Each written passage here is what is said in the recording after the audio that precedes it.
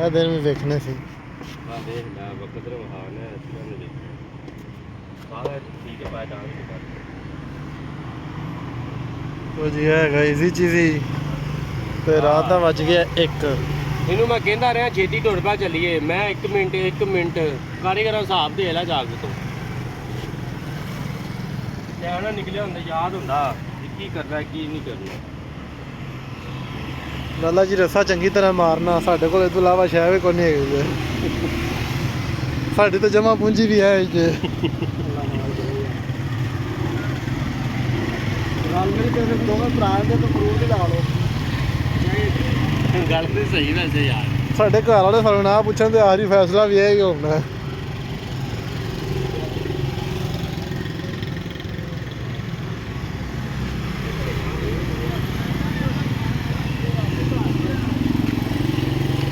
ਵਾਹ